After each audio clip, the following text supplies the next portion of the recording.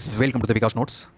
तो भाइयों, दुनिया के जो हालात है उन सब से आप हर दिन अपडेट ले ही रहे होंगे। और अपडेट लेंगे क्यों नहीं, क्योंकि जब भी कोई देश आपस में लड़ता है, झगड़ता है, तो इसका जो इम्पैक्ट है पूरी दुनिया पे, पूरी ग्लोब पे पड़ता है। Because we all are living in a global village. इस इंटरनेट की दुनिया में सब पे असर पड़ता है।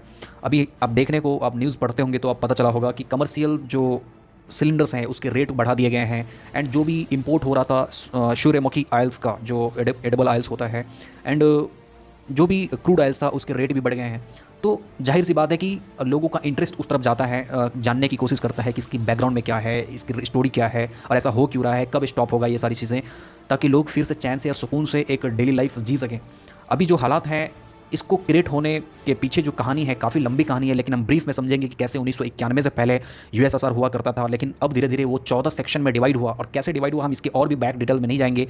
कैसे 14 कंट्री बना, जैसे कि Latvia, इस्तोनिया, Georgia, Ukraine, Moldova, Azerbaijan, यानी कि किर्गिस्तान हो गया, ताजिकिस्तान हो गया, आर्मेनिया हो गया, तुर्कमेनिस्तान हो गया, बेलारूस, क्रीमिया। अभी 2014 में जो रिसेंट कंट्री है क्रीमिया बना, है ना। तो ये सारी जो कंट्री हैं ये यूएसएसआर का पार्ट बना एंड डिवाइड होते गया। तो ये जो गुस्सा है, ये जो डिविजन्स है, ये रसिया को एकदम मतलब बेचैन कर रखा था। एंड दूसरा जो कारण था कि 2014 से ही जो यूक्रेन है अभी का, वो कैसे नाटो में शामिल होने के लिए मतलब एकदम बेचैन था, और यूरोपियन कंट्री भी उसको सपोर्ट करने को तैयार थी। बट रसिया को ये कतई बर्दाश्त नहीं था, बिकॉज नाटो जो है एक बहुत बड़ी ऑर्गेनाइजेशंस हैं, काफ़ी बहुत बड़ी मिलिट्री हैं, और ये यूएसए के लिए, ये रसिया के लिए बहुत घातक मतलब प्रूफ होता अगर उसको नाटो में शामिल करने दिया जाता तो।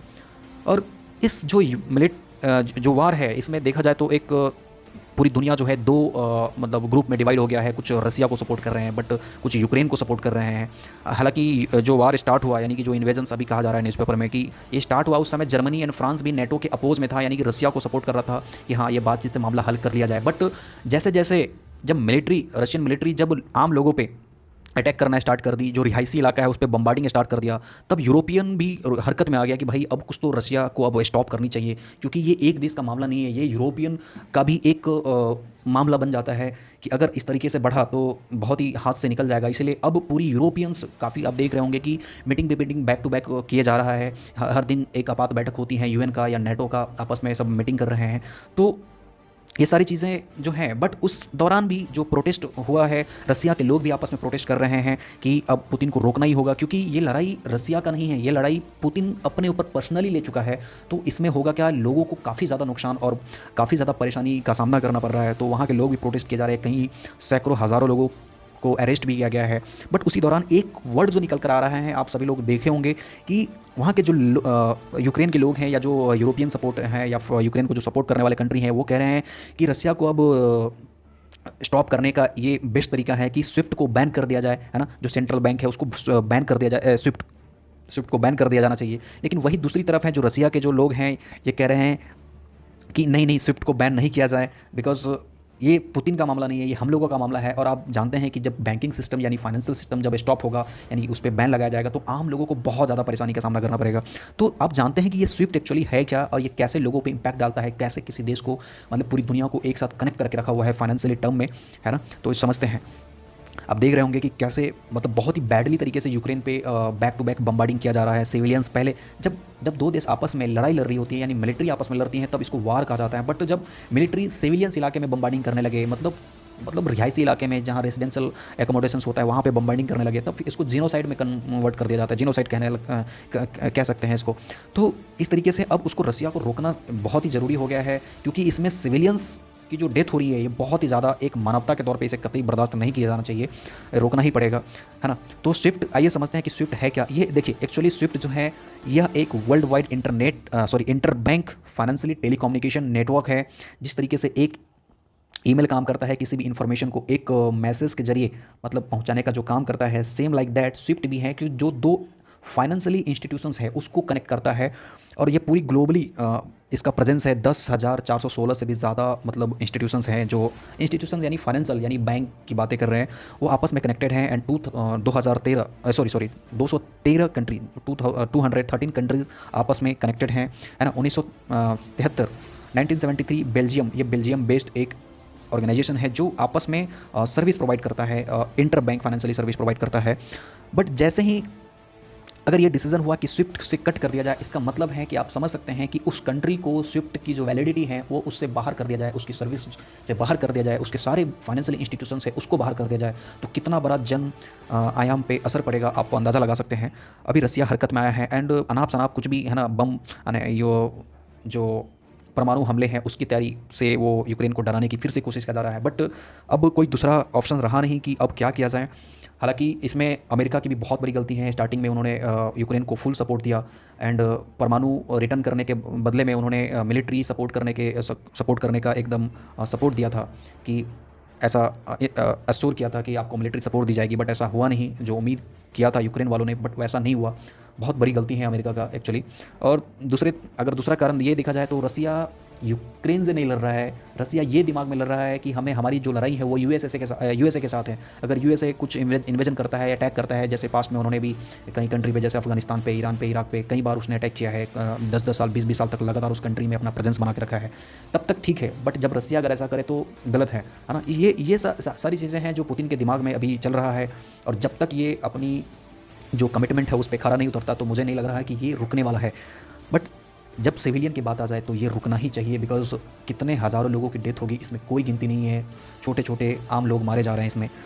और देखते हैं कि ये स्विफ्ट काम कैसे करता है। तो मान लेते हैं कि अगर कोई कंपनी है जो अमेरिका में प्रेजेंस है और दूसरी कंपनी है जो रसिया में है, तो स्विफ्ट के जरिए जैसे अपनी इंडिया में IFSC कोड होता है उसी तरीके से स्विफ्ट काम करता है, सेम लाइक दैट, है ना। तो स्विफ्ट को एक मैसेज सेंड करता है एंड वो स्विफ्ट जो है दूसरे कंट्री के जो इंस्टीट्यूशंस हैं फाइनेंशियली उसको मैसेज देता है एंड उसके ज़रिए पेमेंट का ट्रांजेक्शन होता है। बट अभी जब ये ब्लॉक हुआ तब रसिया हरकत में आया एंड पूरी जो ग्लोबली है वो कट, यानी कि सारा पेमेंट सिस्टम है वो कट हो गया।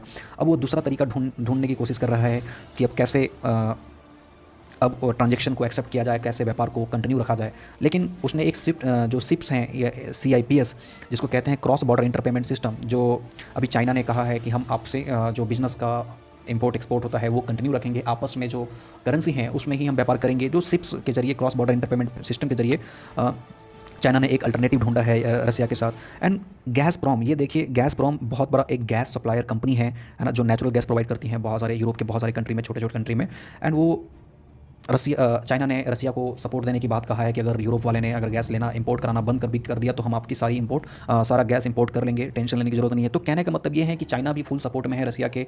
मतलब ये जो लड़ाई है ये अमेरिका वर्सेस रसिया हो चुका है, ये यूक्रेन मतलब बीच में बलि का बकरा बन रहा है, ऐसा समझा जा सकता है। तो ये रहा इस तरीके से स्विफ्ट है IFSC कोड की तरह बिल्कुल, कि उसमें 8 से लेकर 11 कैरेक्टर्स होता है, जिसमें फर्स्ट 4 होता है बैंक कोड होता है, सेकंड वाला जो होता है वो कंट्री कोड होता है ना, थर्ड जो पेयर्स होता है वो लोकेशन होता है, एंड लास्ट जो कोड है वो ब्रांच कोड होता है। तो इस तरीके से IFSC जगह है जैसे काम करता है। एंड आप देख सकते हैं ये बेल्जियम कहाँ पे है, तो आपको बेल्जियम इस मैप में दिख रहा होगा इस तरीके से। यहाँ पे एक छोटी सी कंट्री है, यहीं पे स्विफ्ट का ऑफिस है। एंड यहाँ पे आपको मैप थोड़ा समझने की ज़रूरत है, बिकॉज अब आने वाले एग्जाम में एक बहुत हाईलाइटेड एंड पॉइंट्स बनेगा, इस पर बहुत सारे क्वेश्चन क्रिएट हो सकते हैं। यूक्रेन है एंड उसके नॉर्थ में बेलारूस है, एंड ये वेस्ट में पोलैंड है, फिर स्लोवाकिया है, फिर ये हंगरी है, फिर रोमानिया है एंड मोल्दोवा है। ये सब USSR की कंट्री सब था इसमें। मतलब आपको देखा जाए तो बेलारूस हो गया, क्रीमिया हो गया, ये सारी, हाँ यहाँ पे क्रीमिया है।